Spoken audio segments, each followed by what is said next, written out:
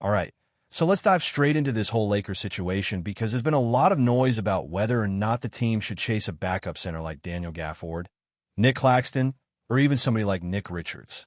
On paper, it always sounds exciting when you throw around names of rim protectors and lob threats. But if we slow down for a second and look at the big picture, is this really the smartest move for the Lakers right now? That's where the debate gets interesting, because I think there's a lot more going on here than just plugging in another big body next to Anthony Davis or DeAndre Ayton. First off, let's talk about Daniel Gafford, since he's the guy that really kicked off this whole discussion. The proposal floating around had the Lakers sending out Gabe Vincent, a first-round pick, a pick swap, Dalton Connect, and Jackson Hayes in a three-team trade involving Brooklyn and Dallas. In return, Los Angeles would pick up Haywood Highsmith and Gafford. Now, Gafford is a solid player.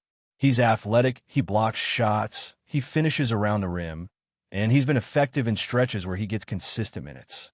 But the question is, do you really want to throw that many assets and that much money at somebody who, in the grand scheme of things, is going to play maybe 15 minutes a night in the regular season and closer to 8 or 10 minutes once the playoffs start? That's the part one can't wrap my head around. Think about how the playoffs work. Your starters are logging 35-plus minutes, sometimes more if the series is on the line. Backup centers don't swing playoff series unless your starter gets hurt. More often than not, coaches go smaller in big moments, which squeezes those reserve big man minutes down even further.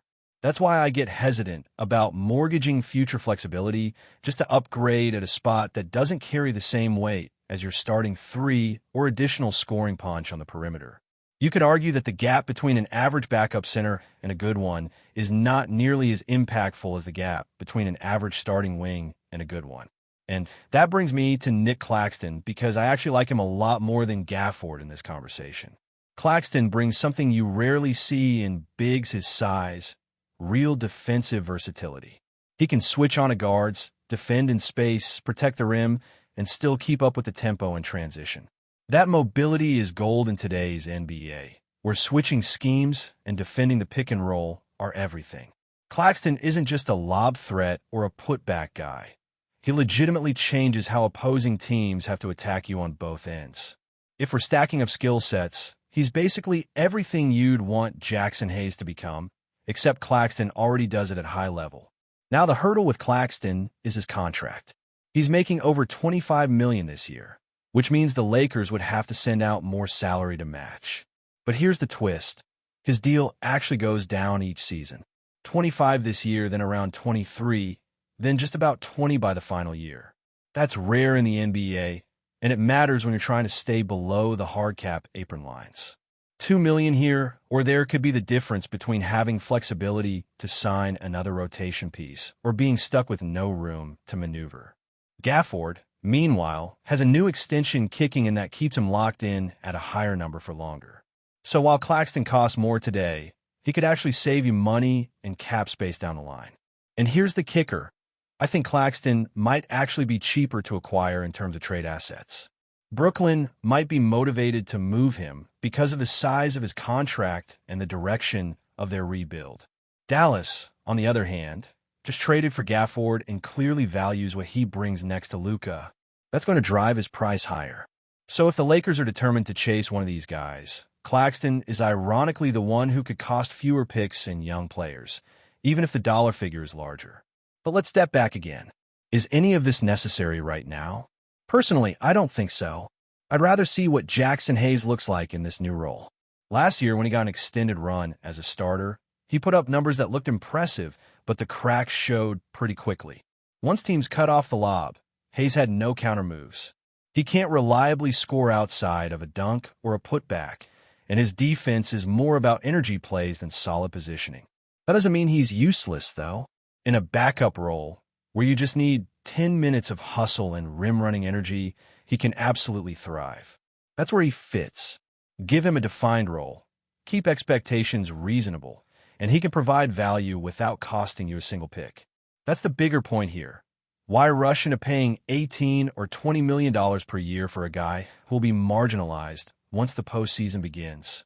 Wouldn't you rather save those assets for a move that fills the Lakers' real need, which is finding that reliable starting three who could defend wings and hit threes consistently. Giving up Dalton Connect or future picks for a backup big man could easily come back to bite you when another opportunity arises, whether it's someone like R.J. Barrett, Miles Bridges, or even Herb Jones down the line. Those types of players can genuinely alter the Lakers' ceiling. A backup center, no matter how good, just doesn't carry the same weight. Now, if the Lakers could somehow swing a package where they solve both needs at once, that's different. Let's say you get a 3-and-D wing along with a serviceable backup big as part of a larger deal. In that case, sure, it makes sense. Or if down the line the Lakers add someone like Andrew Wiggins and then realize they still need to shore up the backup 5 spot, I'd understand paying a little more to secure a Gafford or Claxton. But doing it now, before you know how Hayes performs and before you know what other opportunities will present themselves, that just feels reckless. Another layer to this conversation is DeAndre Ayton. If the Lakers lose him down the road, then yes, you'll need to look at bigger names to stabilize the center position. But Ayton is still young. He's a proven starter, and he's more skilled defensively than either Gafford or Claxton. He can shoot mid-range jumpers, post up, finish lobs, and even handle the ball a little. You're paying him starter money for a reason. The idea of spending nearly $20 million more on a backup just doesn't add up when you could use that money to patch multiple holes instead. So when I weigh all of this, my stance is clear. If it's one or the other, Claxton is the guy, no doubt. His defensive versatility, his declining contract, and his fit alongside Ayton make him far more appealing than Gafford. But if I'm running the Lakers, I'm not rushing into either trade. I'd rather hold on to my assets, see what Jackson Hayes can do in limited minutes, and keep my powder dry for a move that really shifts the balance for this team. Because when you're chasing championships, you can't afford to burn picks and prospects on luxuries. You need to spend them on necessities. That's where I'll pause for now, because this conversation can go a dozen different directions depending on how the season unfolds. Hayes could surprise us. Ayton could dominate. Or maybe the market opens up for a player like Herb Jones, who would completely transform the Lakers' defensive identity. But for the moment, the smart play is patience. When you look at the way the Lakers are built right now, the reality is that their depth chart is still incomplete in some very important areas. Everyone knows that LeBron James and Anthony Davis will carry the lion's share of responsibilities, but the real success of this team is going to come down to the pieces around them. That's why I keep circling back to the idea of not overcommitting to a backup center, because once you tie up money and draft capital in a player who won't close games or play more than 10 minutes in the postseason, you limit your ability to address far more pressing needs. The wing rotation is where things truly get decided. Last year in the playoffs, we saw how badly the Lakers struggled whenever they had to defend bigger scoring forwards. They didn't have the right mix of size and quickness to contain those guys for 40 minutes, and that's what ended up exposing the roster. Adding someone like Herb Jones would be a dream scenario, not only because of his defensive impact, but also because he's entering his prime with a brand new contract that locks him in as a long-term solution. Imagine putting him next to Anthony Davis defensively. That's the type of move that makes a real difference in the postseason, because it lets you play any lineup you want and not worry about who your opponent has at the 3. The tricky part is that to land a player of that caliber, you need assets. You need your first-round picks, your swaps, and young players like Dalton Connect. If those pieces are tied up in a deal for a backup center, they're gone when the right opportunity shows up. You don't want to be the team that can't pull the trigger on a wing because you already spent the bullets on someone who plays 15 minutes a night in December. That's why patience and discipline are so important here. Jackson Hayes deserves a chance to prove himself in this role. And if he fails, you still have the trade deadline and the buyout market to look for reinforcements. Every season, there are veterans who get moved or bought out, and backup centers are often the easiest position to find at that stage. You don't need to spend premium resources in September when you can likely pick up someone serviceable for much less in February. Think about how many times contenders have patched the backup 5 spot late in the year without giving up significant pieces. It happens almost every season. Another important point here is how playoff rotations tighten up. When you're in a 7-game series, coaches shrink the bench to 8 or 9 guys, sometimes even fewer. That means your backup center is only seeing the floor for single-digit minutes, if at all.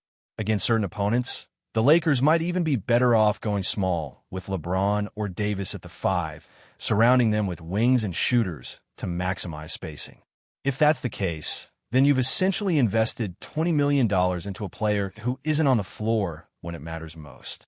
It's not that Gafford or Claxton aren't useful. It's that their usefulness is limited by the context of the postseason. Now, if you start thinking about the bigger picture, both Claxton and Gafford could end up being available again in the summer. Teams are always reevaluating their rosters after the season, and centers of that mold tend to get moved more than stars on the perimeter. If the DeAndre Ayton experiment doesn't work out, then yes, you revisit one of those options as a potential starter or insurance plan. But until then, I don't see the urgency to strike right now. The Lakers will have options down the road, and there's no need to force a move today that could limit what they can do tomorrow. The other layer to consider is how Claxton and Gafford differ stylistically. Claxton is more mobile and versatile, able to guard on the perimeter and even switch on his smaller players. Gafford, on the other hand, is more of a traditional rim protector and paint presence. He's a stronger, bulkier option. Depending on what kind of identity the Lakers want to have, one might fit better than the other. But even with those differences, the question remains the same. Do you really want to commit such a large portion of resources to a player who is at best your 8th or 9th man in a playoff series? I understand the argument that having a dependable backup keeps you safe if Ayton gets injured or runs into foul trouble. And yes, that's a fair concern. But every team has to manage that risk. You can't build your roster strictly around the possibility of something going wrong. You have to allocate resources based on what gives you the highest chance of winning. And for the Lakers, that clearly means wings and shot creation. If Ayton were to miss time, you could always plug in Hayes, go small, or make an in-season adjustment. That's not ideal, but it's manageable. Losing out on a high-level wing because you overspent on a backup 5? That's much harder to recover from. Before we continue, we ask that you leave a like and subscribe to the channel so you won't miss any exclusive Lakers updates. Moving on, whispers are beginning to swirl around the Los Angeles Lakers locker room, and it's not the usual chatter about lineups or trades. According to multiple unconfirmed sources, a growing faction of players is reportedly pushing for the departure of head coach J.J. Redick, less than a full season into his tenure. Redick, a beloved former player turned coach, was brought in on a 4-year deal, marking his first foray as a head coach in the NBA, a leap that many thought was ambitious but full of potential. The early signs of tension were subtle. Pointed looks during timeouts, quiet disagreements over rotations, and what some insiders are calling a strained communication style that hasn't sat well with some of the team's veterans. While Redick's basketball IQ is never questioned, his understanding of the game is widely respected. The adaptation from player to coach is proving rockier than expected. A source close to the team claims that some of the guys just don't feel like they're being heard, and that this friction has been bubbling for weeks, though the front office has yet to publicly acknowledge any unrest. The Lakers front office has invested heavily in Redick's potential, betting on his analytical approach and his ability to bridge the gap between traditional coaching methods and modern player management. Yet, whispers suggest that a segment of the roster feels impatient with the learning curve, believing that the team's progress has stalled under his direction. The rumor mill is particularly focused on locker room leaders, who reportedly have been vocal in their dissatisfaction during team meetings and practice sessions. For fans, the scenario is charged with intrigue. Redick's rookie coaching season was meant to be a story of growth, experimentation, and a fresh perspective for a storied franchise. Now, questions linger over whether he will weather the storm or if the Lakers are quietly considering a shakeup sooner than expected. As of now, no official statement has been released, and the front office remains tight-lipped, leaving fans to speculate whether the next big headline will be about a mid-season coaching upheaval, or if Redick can turn whispers of discontent into a narrative of redemption. The tension, if real, adds another layer of drama to a franchise already accustomed to high expectations, and the NBA world is watching closely. Could the Lakers locker room push a first-time coach out before he truly finds his footing? Or is this just the kind of rumor that circulates when championship aspirations collide with the growing pains of a new coaching experiment? Only time will tell, but for now, the Lakers saga is proving as unpredictable off the court as it is on it.